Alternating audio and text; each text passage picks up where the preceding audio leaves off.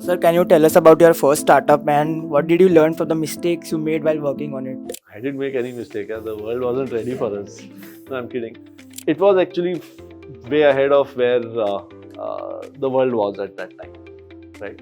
So one of the things we wanted to do was provide information on all international colleges for higher education to Indian students, right? So now every college has a website. So you guys won't even be able to imagine what I'm talking about. कि क्या ज़रूरत है तो सबका website अपना अपना है. But in those days there used to be a book called Kaplan. It was such a big thick book which had information about colleges. An expensive book, right? Not everybody could buy that book. So the simplicity of going onto a college website didn't exist. That there were no websites back then. So one of the things we were doing was transferring that to online so that you could access that information easily and take decisions on which college you want to go to. And we were creating that whole rating system for colleges by doing that. That was one side of it. The other side, we were doing very much what Byju's was doing, which is coaching for JEE preparation.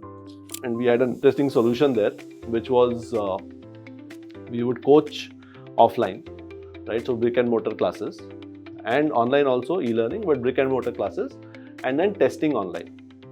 So effectively, it's almost like giving a JEE where you can compare your rank with the whole country, right? And know where you stand based on the test that you've given.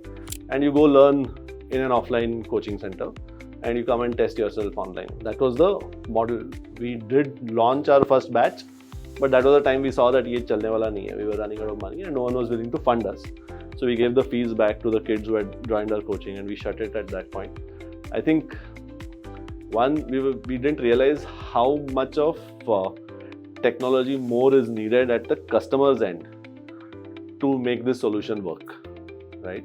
So those days bandwidth wasn't as easily available as now. Like a single simple text page would take seconds to load, right? Now microseconds mein jo load hota hai, that used to take seconds. And for a test to work seamlessly, there wasn't enough reliability in the bandwidth that things would work, right? The question appears on your screen. By the time you solved it, the connection is dropped, right? So if you're submitting the answer, it's gone. So those kind of issues were normal in the internet of that time. So these were some of the unsolved problems which we didn't prepare ourselves for, so didn't work at that time. But the more important non-tech lesson there was we should have raised funds when the going was good. When money was being distributed, we should have gone and raised as much as we could have, because then once the money ran out of the market, then it became really hard to raise funds. Then people started asking the more difficult questions ki पैसे कैसे कमाओगे या profit कहाँ से आएगा, those kind of things. But in the early days, they weren't asking those questions. They were like, अच्छा spreadsheet है, बढ़िया business model है, good, we'll fund it, right? So that's the time we should have raised a lot more. We didn't, right? We thought ठीक है अभी ज़रूरत नहीं है, we'll see 12 months later. But that 12 months later, the world had changed.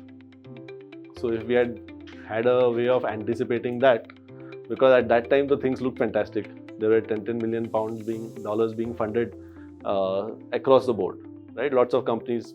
Even in those days, there were full-page ads of Times of India, Economic Times, from new startups. So there was a lot of burning of money happening at that time also. But that's when we should have done that. We didn't, and then that window had passed.